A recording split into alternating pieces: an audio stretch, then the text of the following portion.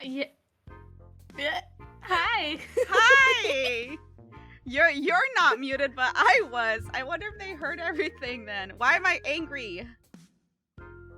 Wait, I don't know. I had my X face on. Anyway, hello. Hi. Welcome.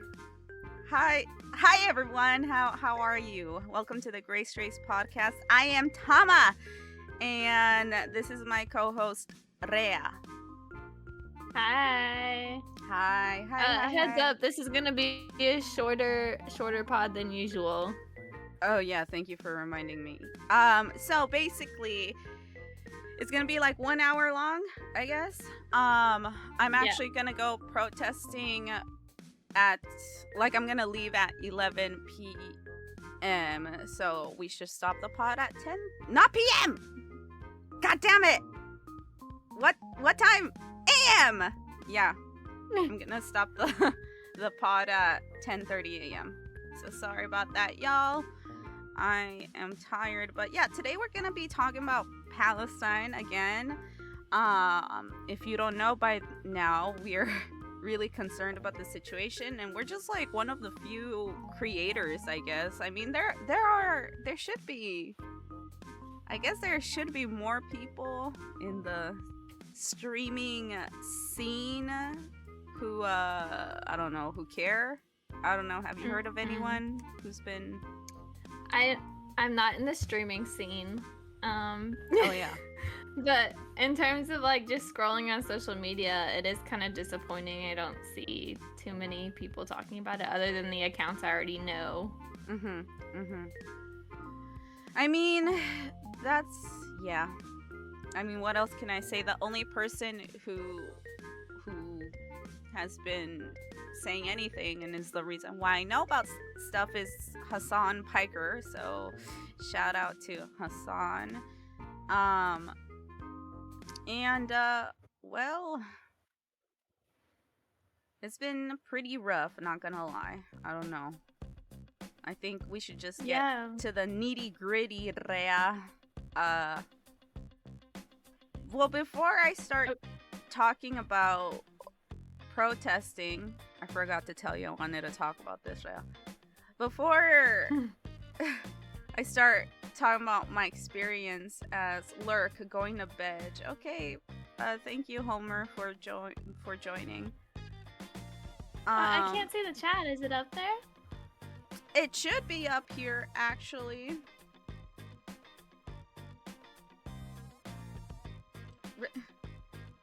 Profile, GreyStrays, the Scene Collection, GreyStrays. Yeah, I guess I Homer, see it now. Take care, cuties. Cuties! He's being nice. Thanks. He's being nice. Not nice to me ever, but oh wait, it's right there. What, it popped out. I guess Homer, I guess it's just slow right now. But anyway, yeah, I can see it now. What have you observed from me so far? Like, in terms of how I am taking things. Sorry, I sound so sus, but I'm like actually no. embarrassed. I can see where you're going. Sorry, it was just the way you asked. I was like, how much am I supposed to say here? So, I mean, I can tell it's having an effect on you. You know, obviously we don't see each other, but we contact each other pretty regularly, and you know, even just last week, I think, I was super worried about you, because you're having trouble keeping up with the days and the times, which happens when you're overwhelmed. And I could just tell you weren't getting any rest, and honestly, I was just worried that like you just didn't. You like were so focused on staying informed that you just stopped caring about your own well-being. And so, yeah, it scared me a little bit because obviously I can't just go over and check on you. So, and I appreciate you saying that because like not gonna lie, I don't really have anyone to check up on me. Like not really anyone that cares. So Rhea had a little talk with me. Did you call me? Actually? You called me, didn't you? So I tried to call you to wake you up, right? Yeah. And then you called me back, and that's when I was like, okay, let's just, let's make sure we're all good. Cause I don't know if everyone knows this, but Japan is pretty lacking for mental health, in terms of like getting help. So it's like, I don't know. It was just very concerning to me. Yeah, and you ended up calling me and just saying like, you kind of threatened me a little bit. You're like, bitch, are you okay, or do I need to go there? And I was like, Rhea, daddy, like that. I was like, Jesus. No, but you were right.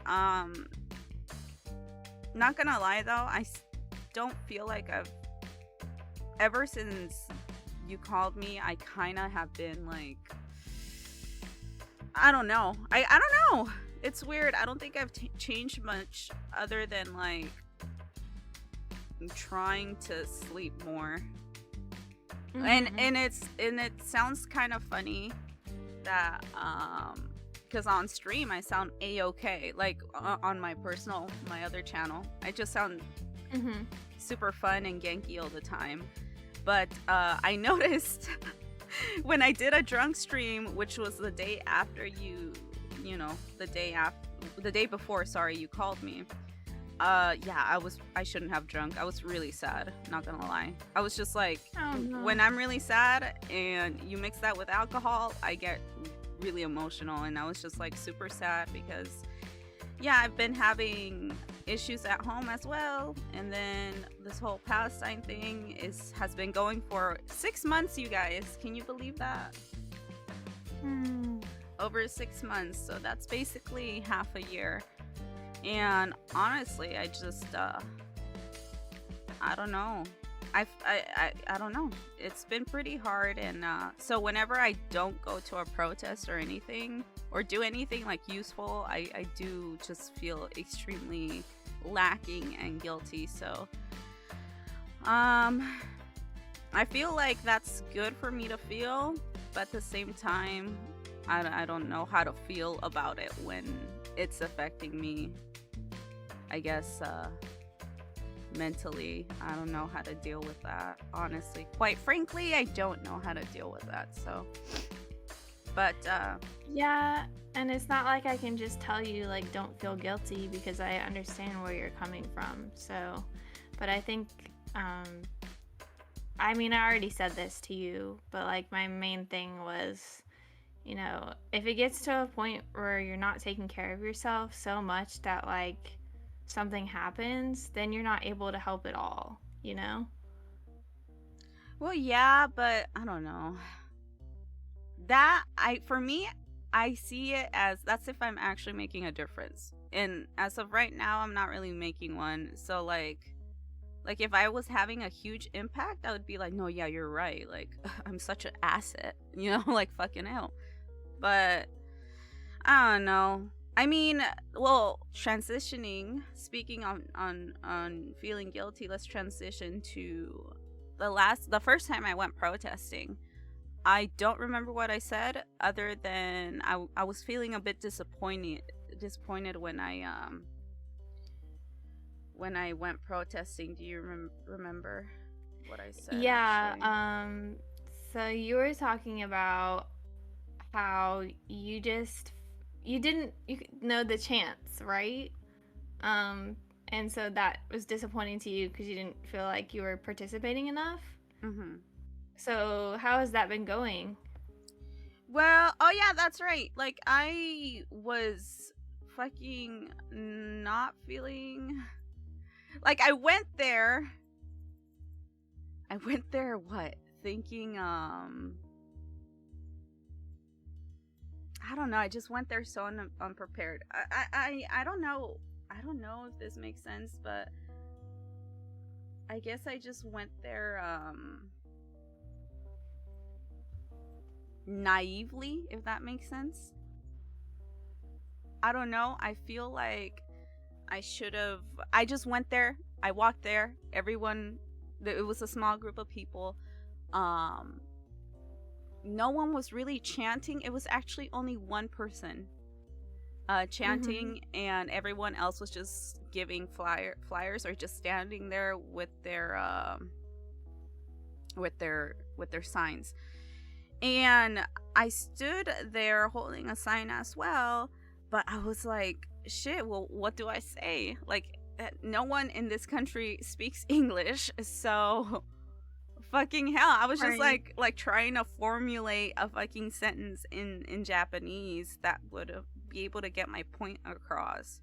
And the fact is that because like no one was chanting, it was literally one person. So this protest at this specific area I go to is actually coordinated by a mother, like a woman, and I don't know if she's a single mother, but she's a woman, with that brings her child to these protests and organizes this protest, very small one. Again, this is a small protest, and she, with the help of other people, she makes all of these flyers and starts sharing the flyers with information to encourage the Japanese people, whoever's like getting these flyers, these postcards, to encourage the Japanese people to go and inform their government, the people that represent them, to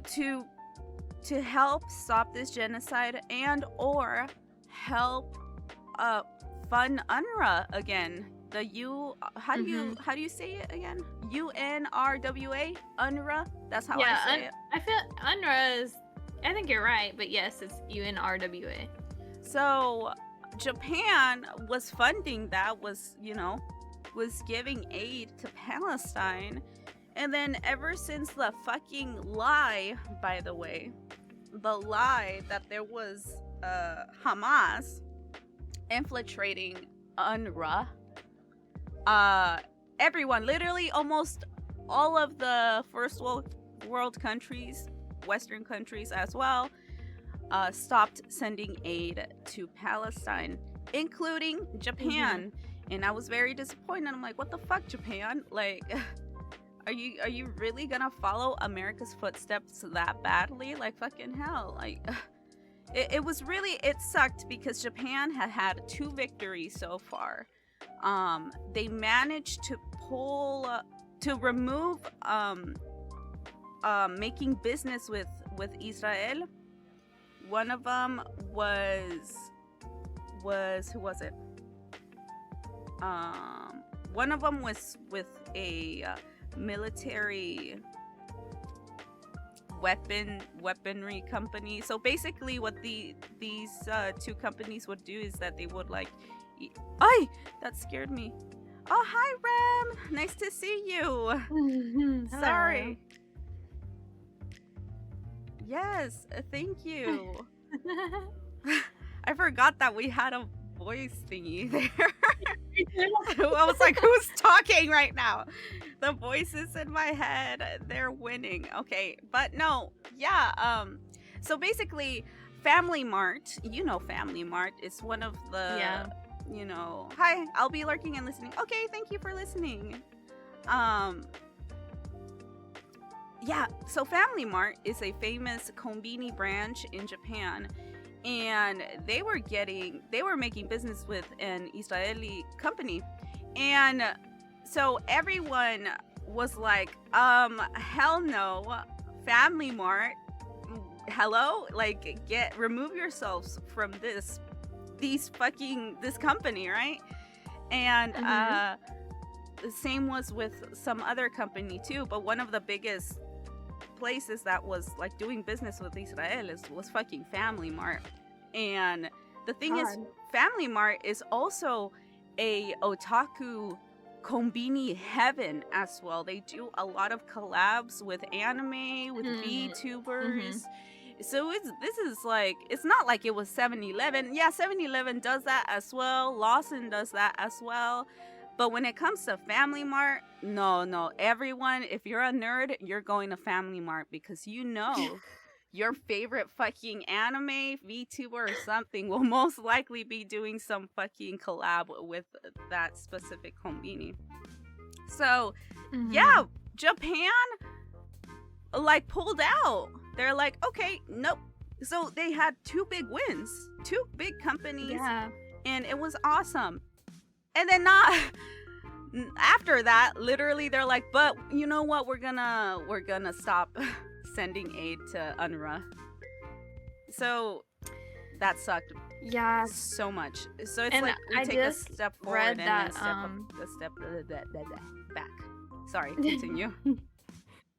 I just read that I think it was Sweden and Canada are just now putting funding back. And that's like weeks later. Are they? That's how big of an impact the U.S. has when it makes those kind of decisions. Unfortunately, and it's like that's also that this goes back to protesting.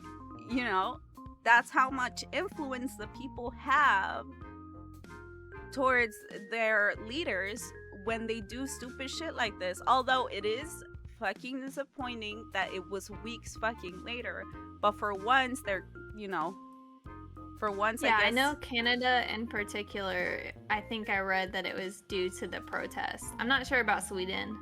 I only really read the headline, but for Canada they were talking about they kept experiencing pressure, so. Yeah. Well, yeah. God damn. Hell yeah, Canadians. We Hell gave yeah, y'all too much of a Canadians. hard time. Sorry about that. Yeah, Canada. I'm sorry. Forgive me for I have sinned. Hey, listen. I hate America too. I'm just kidding. No, I do hate America though, but no, not as much as Canada. It's okay. Canada W.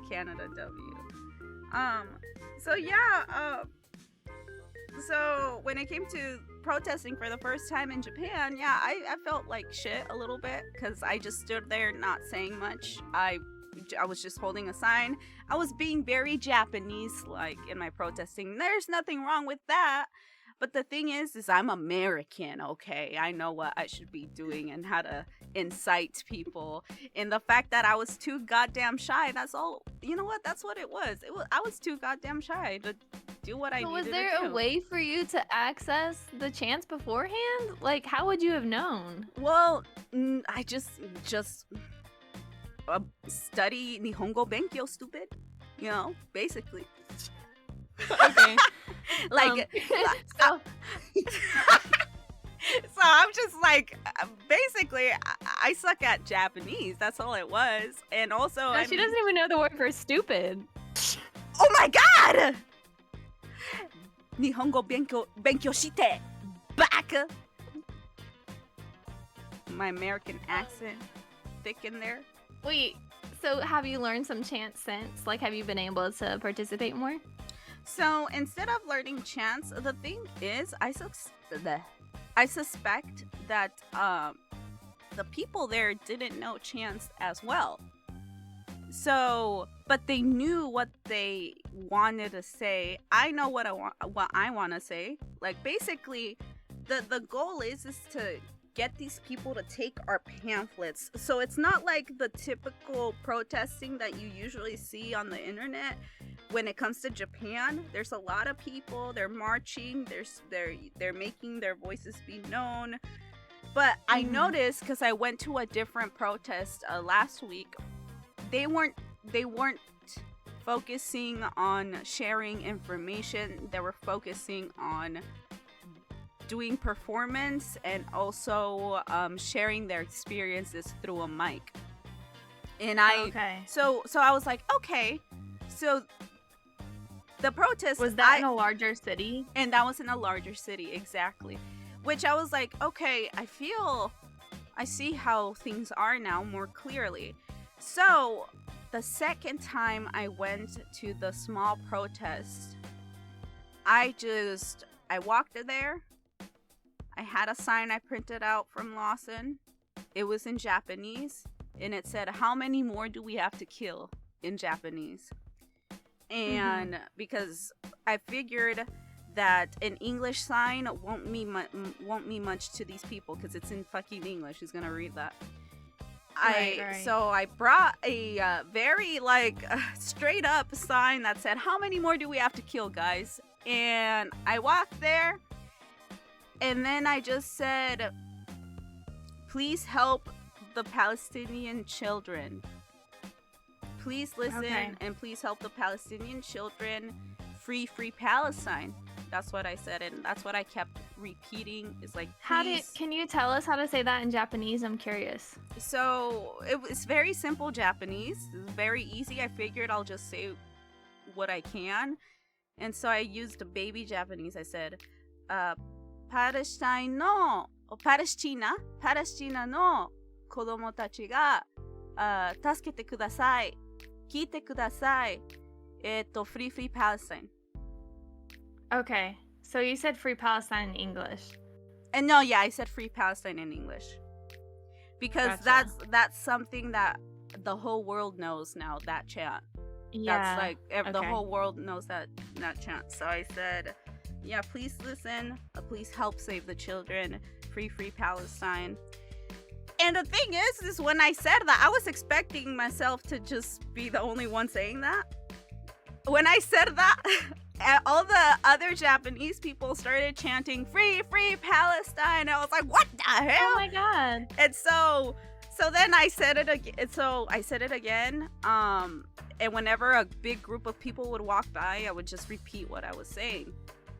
Now the thing is, my issue is that I couldn't explain further. I couldn't give more details on what was happening in Palestine because my Japanese is limited.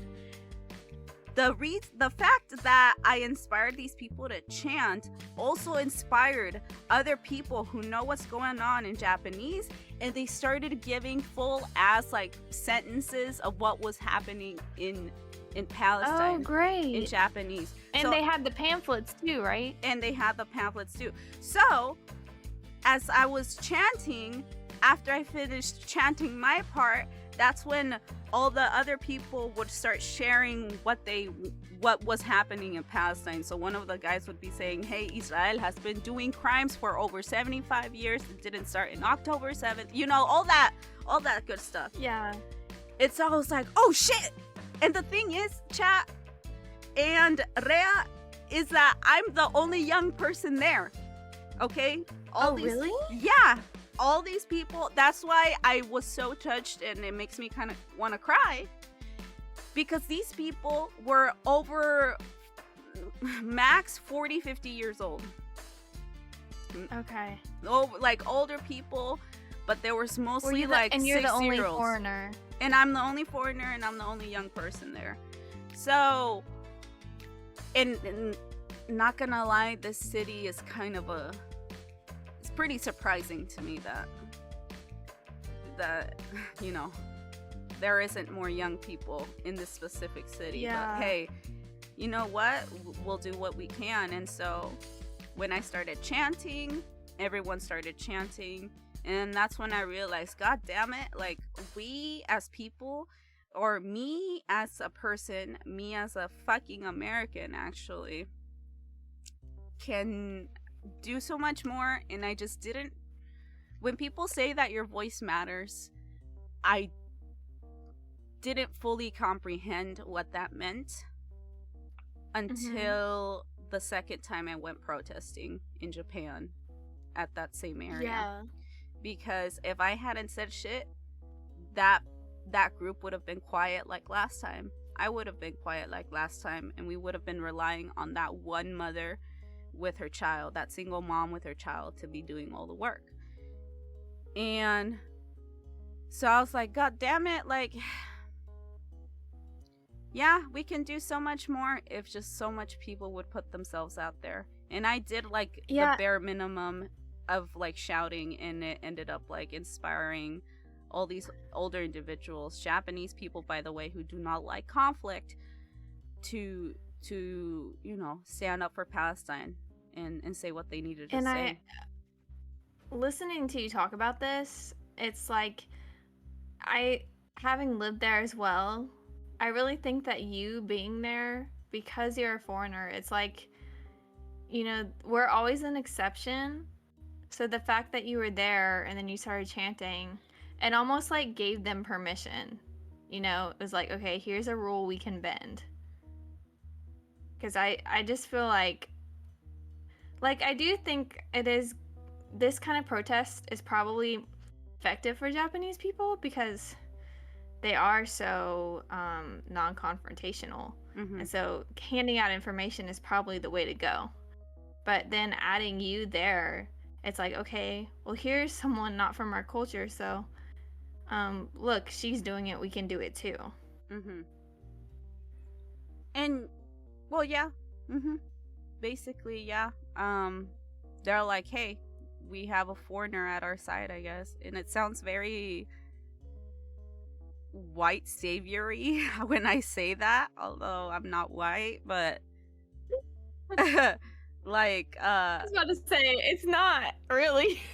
yeah, you're like, what the hell? But what? Wait, Americans. Okay, stop.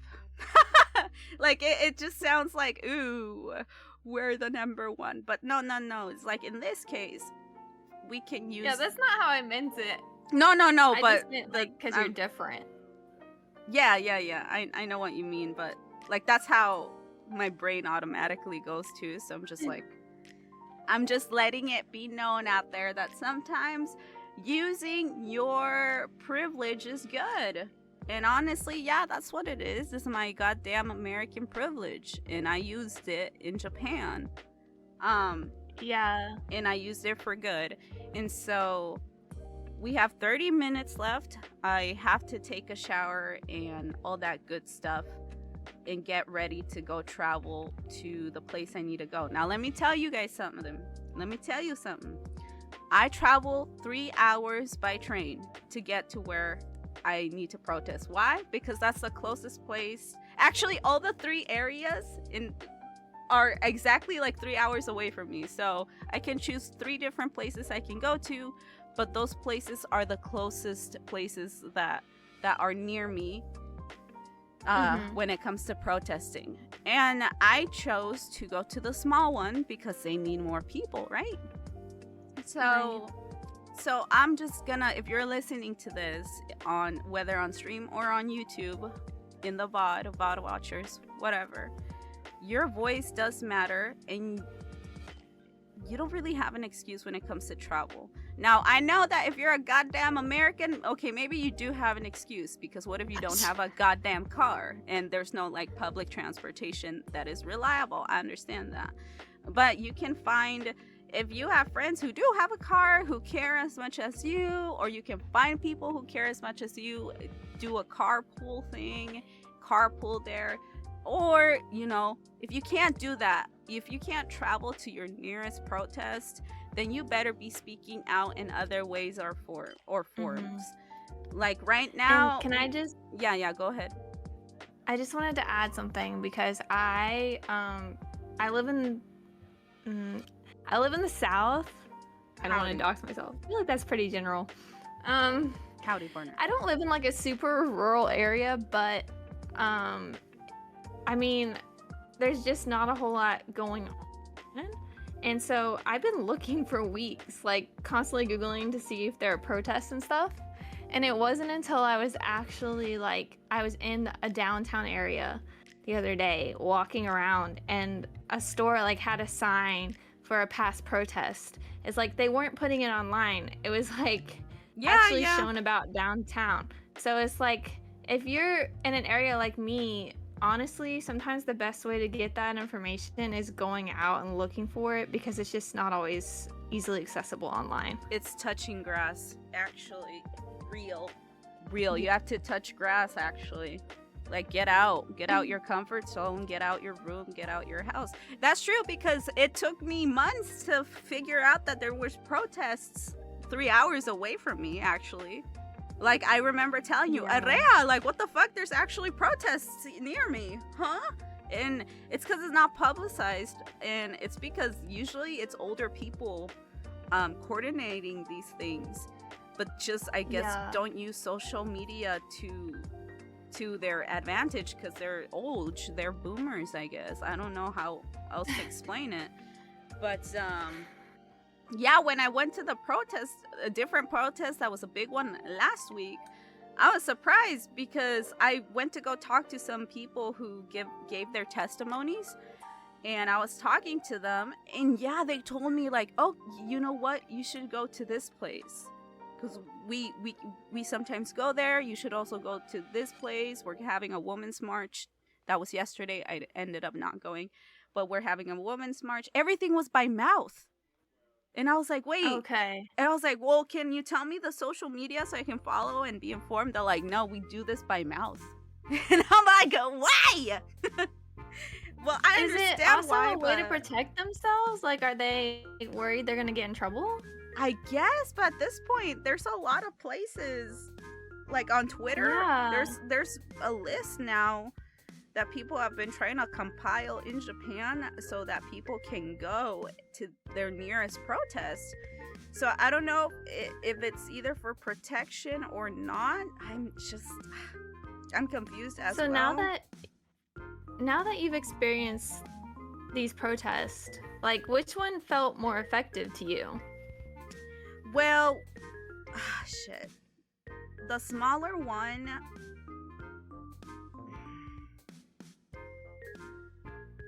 I don't know. I honestly don't know. I think information is more important, but at the same time, if you give someone a pamphlet, what are they gonna do? They might throw it away. Right. So part of me also really wanted that emotional aspect so people could, like, a little performative aspect where if someone's walking by, then you see someone giving their testimony and they're crying, you're gonna be like, Right.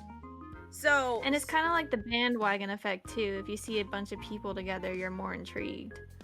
And that's true, and I think doing both would be great, but when it comes to the smaller group, I think the information, giving out information is way better because at least people have historical evidence, historical context of what's going on out there.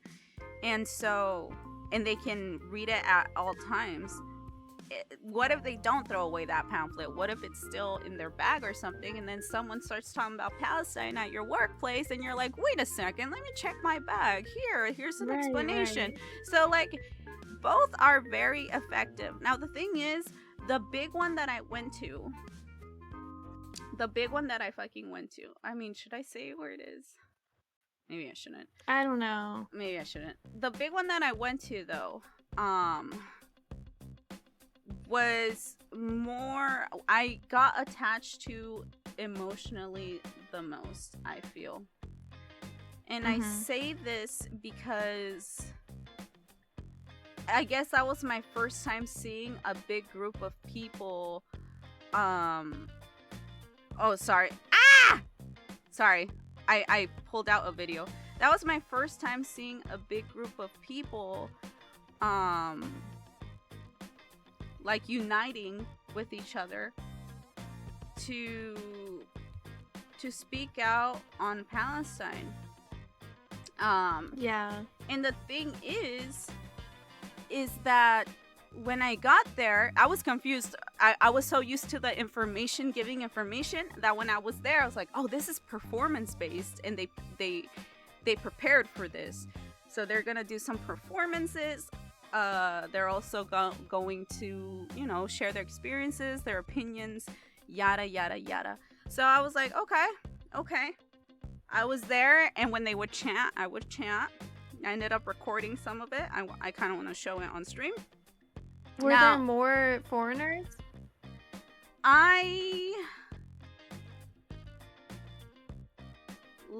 Probably like 3 foreigners that I could see. Wow. Girl, I haven't seen. I'm surprised as well. Most of these people are Japanese. And I don't see many foreigners, and I feel it's because sorry, not sorry. But if you're living in Japan, you're most likely... How do I explain this? If you live in Japan, you most likely have money. And all I'm saying is that when you have money, you don't care. You're enjoying your life. Yeah. Okay? And sorry, Rhea. Rhea's cool. She's a good white. She W white. I knew you were gonna. I was gonna say it if you didn't. I was like waiting. No. I'll say it. I'm pretty open. Call me a white racist. Okay, Rhea. Lately on Twitter, people have been saying that white racism is bad. What do you have to say about that? As someone who's not in the internet and as someone who is white. Here's the thing. I have a problem with the term white racism, which I know a lot of people are going to disagree with because they're like, well, racism is racism. But to me, it's like, I don't consider that racist. I consider that like a defense mechanism. Like, you know, it's like there's a reason for... I'm sorry. No, Yeah, Rem! so, Rem's like- one of the good ones. Okay, listen. It's okay. So as much as like, yes, if you have, I mean, there can be a prejudice, Yes. sure, because of past experiences, and to me, that's understandable. It Yeah. can make things difficult, but it doesn't mean, like, for example, with you, it's like, sure, it was a little bit difficult to get to know you because you had beliefs about me and our other friend, right? Yeah. But we're friends now, you Yeah. know? So, like, I'm not saying you're like everyone else in that sense, but I don't know. I just really have a problem with that term. That was a very roundabout way of saying I don't know, but So to give context, I was very me and Rhea met each other. That was my first time meeting anyone from the South. And Rhea, you know, she's from the South, but our other friend, she's from the South. Okay, and she speaks like this, even more. So I heard the thick ass Southern accent, and I assumed the worst. I was like, oh my god. We met in Japan, by the way. I was like, Jesus Christ, they're gonna try to deport me. They're gonna try to deport me from Japan. You know, America yeet yeet. You know, like shit. I'm in danger. Like I was just traumatized because of my past experiences. And it took Rhea and that other friend to sit me down and be like, Tama, listen. Your feelings are valid, but here's the truth. And they made me feel safe and made me realize that they're allies and that I shouldn't assume the worst in people. But like Rhea said, it's a defense mechanism because oddly enough, since I don't live in the South, I somehow have experienced the most racism. Like, it's just so weird also hearing your guys' experiences at how your school system tries to prevent people from being ignorant about that sort of thing. And which was surprising because in my school experiences, they kind of pushed me to be ignorant a lot about like my people's experiences and minorities' experiences. So it's just like, I'm sure there are plenty of schools in the South like that. I think we got lucky in a sense. You think you got lucky? Shit. Well, But I also think, you know, think of it this way. It's like I say defense mechanism because, I mean, there is something to be afraid of, you know, because white people have a lot of privilege and can harm you, whether like mentally or physically, financially. Whereas if a white person, I would call that racist because what do you that's not a defense mechanism. What are you defending yourself against? Like, you're the person with the upper hand here, if it makes sense. So it's just like that's why I have such a hard time seeing it as racism towards white people, I think. And thank you for saying that. I knew that you believed that, but goddamn, Rhea, on my personal Twitter, I've been attacked. Actually, on my first streams, one of my first streams, I said you can't be racist to white people, and I got called a fucking racist because I was being mean, I guess. I don't even know. But it's nice to know that someone, you know, a white person who touches grass, who's normal, and who's not brain dead, and on Twitter, it really does touch my heart that you, you know, you have a good head on your shoulders and you know the difference. I agree. I don't believe someone can be racist to white people. Rem as well. Rem in chat. Please follow Rem. It's just not how it works. I know, and again, I like Rhea said, I was not an easy roommate, or what's it called, a flatmate, because I immediately assumed the worst in both of you guys. And I should have, you know what? I should have assumed the worst in the Canadian. Oh God, I'm just kidding. Cause that bitch, Not Canada. Okay. W Canada. Sorry. Remember, Canada made up for it. Okay, you're right. But that chick looked down at me, eh? She always, God, I have to turn off those notifications. That was a really Canadian way of saying that. Canada, what did I? Oh God. You said she looked down on me, eh? Oh wait, no. Listen, that's Mexican. That's Spanish. Okay, but they also do that in Canada. Like, well, A. I don't even know. I just realized that was a thing recently. Actually, I was like, wait, what? Are they Mexican? I'm like, no. They got some. Well, not Mexican, but they got some Mexican blood in them or something. I'm just kidding, though. It's so interesting too. Now I'm Canadian. Chat, listen. I have something to say. I'm actually Canadian. I've been lying to y'all this whole time. Oh my God. But no. You're like literally tricking us this whole time. No, but sorry, I'm a yapper, professional yapper. Fact of the matter is, I was wrong to assume the worst in Rhea. That was prejudice for sure, right? That's what that is. I knew it. No, stop. She's like, I knew it. You're not one of us. No, listen, no. W's in the chat. Sorry, I don't have that. We don't have 50 followers, so we can't have our nice notifications. Rhea doesn't not know what that is. I'm not gonna explain it. I have no idea. I'm not gonna explain it. It's okay. We don't have time. You can explain it later. But yeah.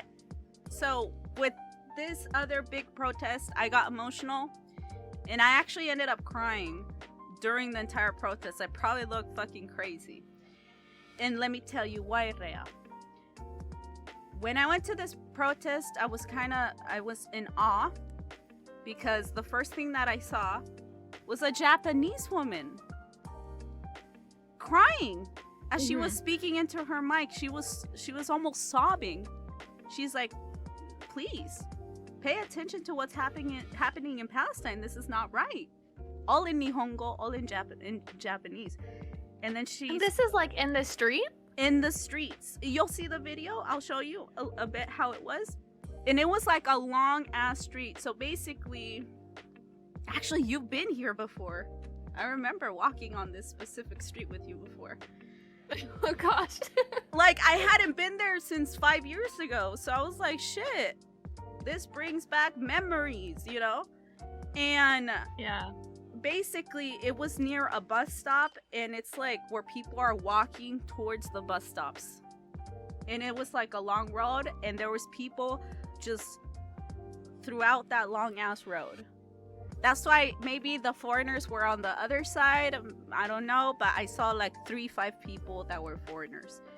And it didn't surprise me that there weren't many foreigners, because I feel like most foreigners are fucking white and don't care, and they're rich.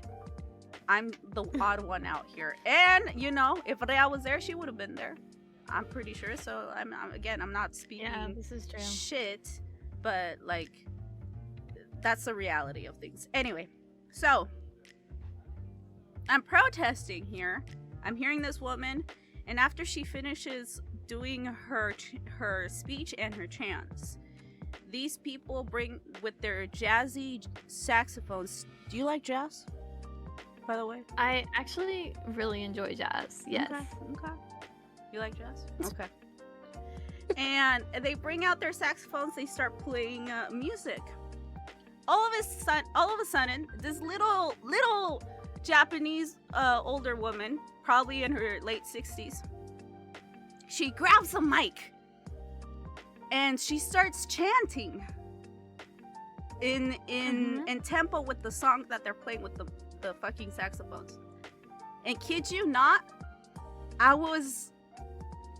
I had a That's So Raven fucking flashback. I did not predict the future, but I had a flashback. That's So Raven style. And this older woman started chanting in Spanish. Oh my god. She started chanting in Spanish and she said, El pueblo unido jamás será vencido. Now listen, this is not Hamas, not like the not Hamas, but it's the Spanish Hamas with a J.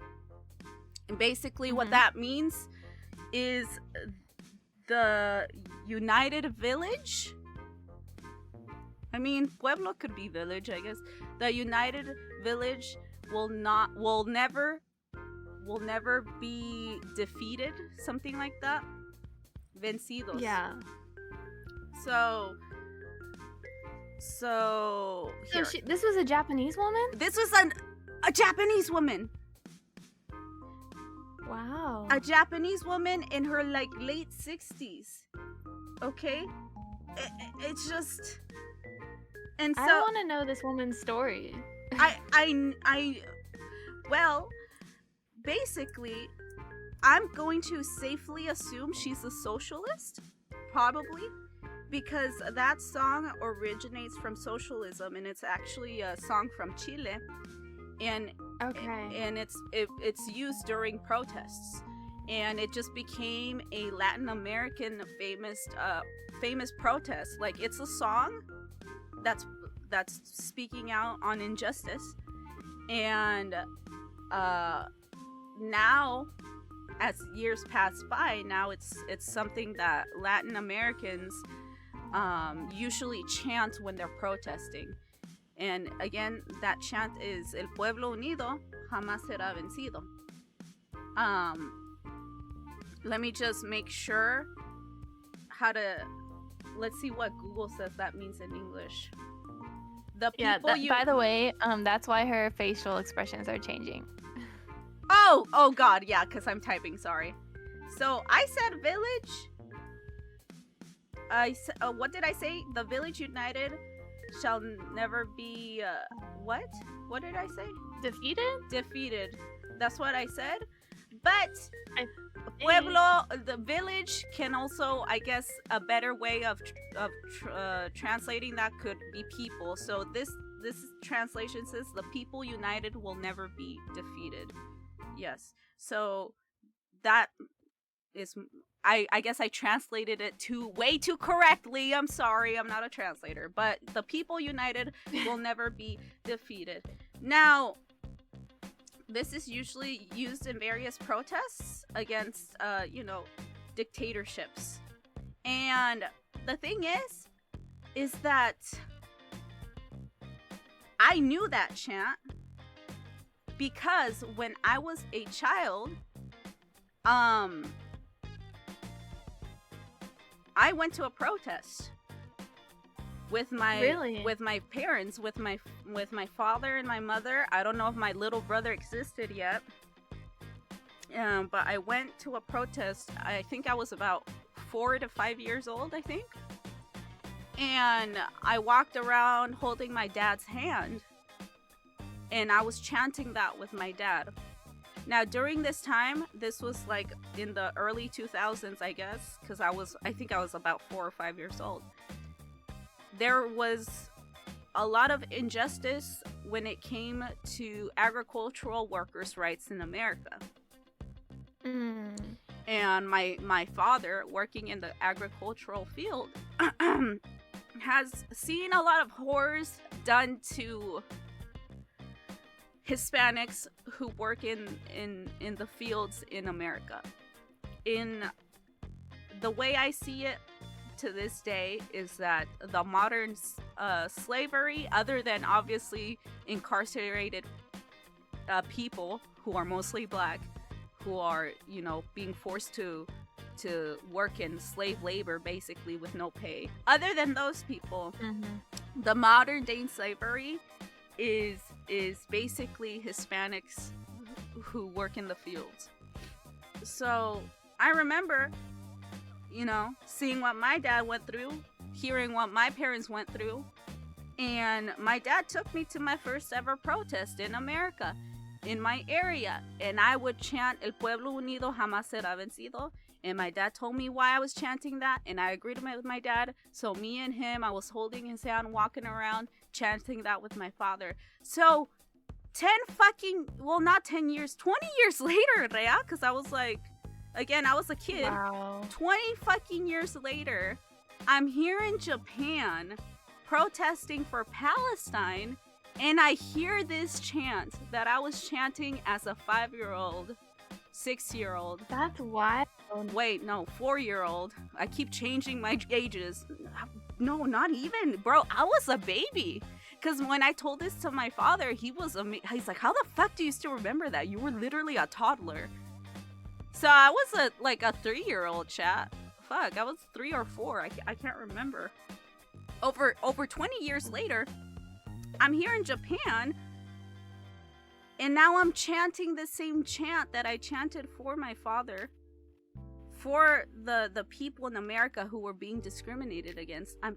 I'm chanting it again 20 years later for the people in Palestine in fucking Japan. Can you believe that? And I got emotional. That's crazy. I got emotional. I started like crying as I was chanting. It was very powerful. That moment was like, I don't know how to explain it. I get emotional just thinking about it right now. And we have 5 minutes left, so I think we should end the stream with this 1-minute video that I took of that moment. And it's only 1 minute, and there isn't much, but here, let me pull it up on the screen. Display capture on. Here we go. It's gonna be pretty loud, I'm sure, but let's watch it. Oh, can you change it on my Discord screen? Thank you for reminding me of that, Lamau. Okay, let's see. Let me go to you. Stop streaming. Share screen. Go live. Okay, when I end the video,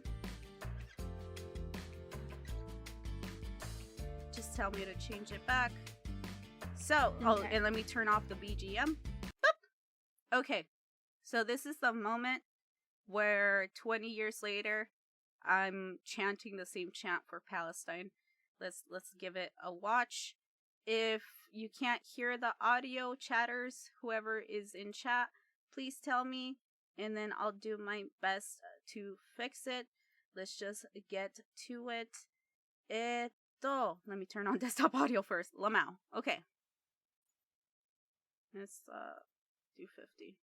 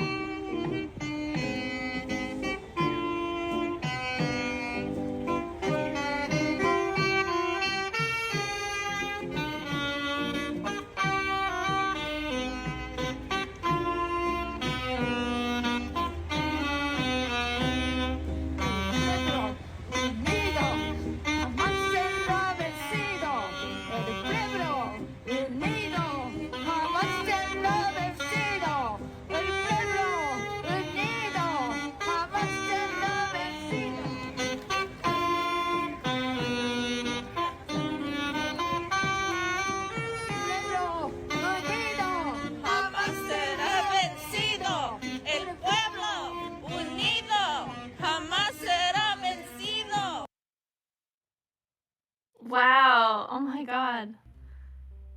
Okay. Can we switch it back on the screen? And that's it. And you could kind of hear my voice crack there, Lamau, because I was getting emotional a little bit. I did not expect that at all. I was silent too for a bit because I was like, okay, I gotta make sure I'm actually hearing this correctly. That's in Spanish. And so it's so cool you got that moment. Yeah, it's I don't know how to explain it, but it was very powerful moment. Actually, during that, I kind of ended up streaming live a little bit, just to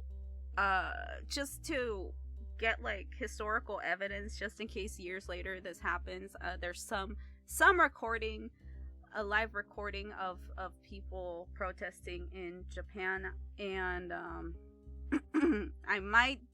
I don't think I'll live stream it again this time because I want to protect people's identities. This one's kind of blurry, so you can't see people much, and if I go to this big protest, these people were okay with recording, I feel, so it's easier to record when it comes to big protests. But the smaller one, people do have the right to their privacy, and they make it clear that if you record anyone in the small one, you have to blur people's faces up. So I don't know how it'll end today, but I'll do my best. I'll continue to do my best to protest. That's awesome. Thank you. And yeah, I'm just here. I'm sharing my story. So to hopefully inspire other people who watch this in the future to do their part and fight for Palestine. Yeah, I love that. Thank you for sharing.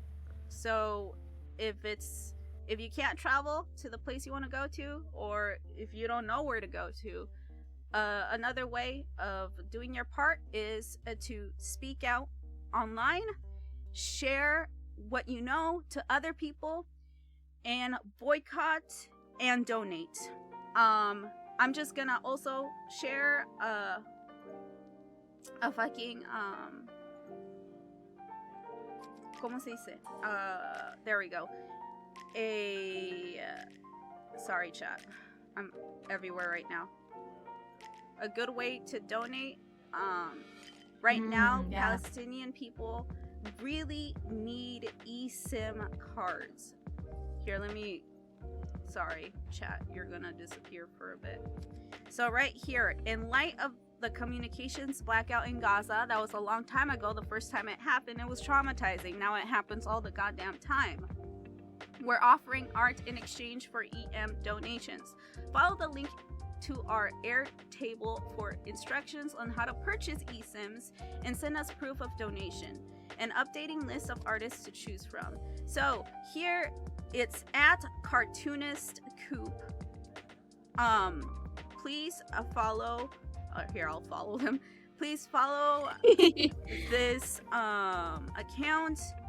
And hey, if you donate an eSIM, an online eSIM to someone in Gaza, then you get art for this. So it's also a win-win if you're looking for some sort of, icon for your Twitter account or something else involving art.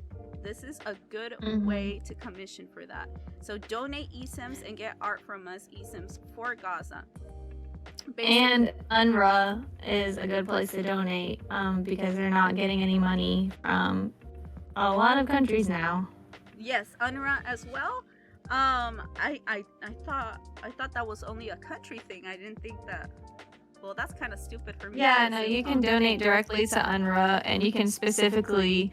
There's a part of their website. It's pretty easy to find for Gaza and helping the people there. UNWRA, right? UNRWA. That's how you. UNRWA. Oh, goddammit. UNRWA. My bad. That's how you spell it. If you look it up, you can go find it, search it up in Google, and also donate directly to that place. It's a place that sends the most aid to Palestine. I also recommend the PRCF Palestine Relief Children Fund. Please donate there and help Palestinian children receive medical aid. I'm currently doing a fundraising thing at my channel, Tamashii Sansan, my Twitch channel. So when I stream, you can also not only watch me, but you can donate to the PCRF, Palestine Children Relief Fund. Sorry, I have a hard time saying it. But yeah, this is a good way to inspire you to donate. A lot of Palestinian people document what's happening to them, the crimes against humanity that is happening to them. And so Israel has basically removed internet access from them. So if you buy an online eSIM, these eSIMs are either from Israel or from Egypt. Okay, so when you buy that for them, they get internet access so they can communicate with people outside of Palestine. They could communicate with people within Palestine, you know, to see if people are okay. And they can also document the horrors that is happening to them and post it on the internet. So basically what it is, you purchase an eSIM. There's a lot of links here, okay? You donate, and you have to forward the QR code with a clear screenshot or the email containing the QR code to this email right here, gazasims@gmail.com. Okay? When you send that to this specific Gmail email, they will send it to the person in Palestine who needs it the most, okay? And there's more pictures of how to do that. And here you have a list of artists that you can choose who to commission from once you show the proof and once you send it to this place. So yes, there's a lot of things you guys can do, and please don't give up. I know I've been a doomer lately myself, but don't give up. Your voice matters. You can do a lot. And yeah, free Palestine. Anything you want to add, Rhea? Oh, actually, yeah. Maybe we can. You were right. It's you and. Oh no. Okay, I'm sorry. I was. I'm the same as you. The acronyms get me. Yeah. Yeah. UNRWA. Sorry. I just want to make sure we were sharing the right thing. Nope. That's. I agree, and I think the cartoonist collective, that whole eSIM thing's a really good idea. Oh, I didn't know if we had time to share this. I don't want to keep you. We can give like 3 more minutes. So I've talked about This American Life before, an NPR podcast, but they had a really good story. They've had good stories on Gaza before. One of their most recent episodes was completely about this man named Yusuf, who was actually working with I can't remember. I want to say Swedish relief agency, but he's a local man. And so it's literally just following his experience. It starts in December, and him just trying to move all of his family and his extended family to Rafah, and then now he had a sister who was going to be having a baby, and then like trying to figure out how to get her help, because obviously like it's not easy to get to the hospitals. And then now Rafah's being targeted, so like it ends with him, like the amount of stress, you can just feel the amount of stress. Like if you need a personal perspective, I highly recommend listening to this episode. And here I'll just link it in chat, copy, and that way you guys can go directly to the link, watch it, and personalize yourself with these people's experiences. Wow. And that's it for the GreyStrays podcast. Thank you, Rhea, for sharing that. I will definitely give this a listen, especially since it's recent, March 1st. So it's pretty, not a new story, but more stories that we can learn from. So, yeah, that was the GreyStrays podcast. We're going to end 30 minutes earlier because I have to go catch a train and protest. And I hope you guys do the same. Thank you for watching. Yeah, thank you. I'll see you later, alligators. We'll see you in the last Sunday, right? Fucking hell. I don't know. I don't know. Do that because I'll be coming to you then. Oh shit. Well, we might do a off collab. I don't know. We'll do something, chat. We'll figure it out. We might have to do it a weekend earlier. That's true. Maybe next week, huh? Okay, well, we'll see what happens. Anyway, thank you for joining, everyone. Thank you, Rem, for joining, and Homer as well. We'll see you guys whenever we'll see you. That was a great episode. I'll definitely be joining again. Oh, thank you. Yay, I'm really happy. We do it twice a month, so please follow our Twitter account. Maybe I should link that as well. Lamau. Follow our Twitter account. God damn it, that's not Twitter. That is Twitch. I forgot. It's called X now. Lame. Wait, what? Oh, sorry, not X. What the hell is it called? X.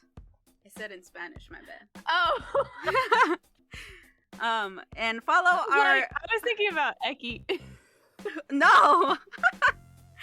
I was talking... I said X in Spanish. Oh, wait, X in Spanish. Anyway, follow our Twitter for updates on the schedule, because it always changes. See you guys later, alligators, okay? I'm gonna mute you. Yeah. I'm gonna mute you, Rhea. And then I'm gonna mute myself. And then I'll do the transition screen. Wait, I'm not muted.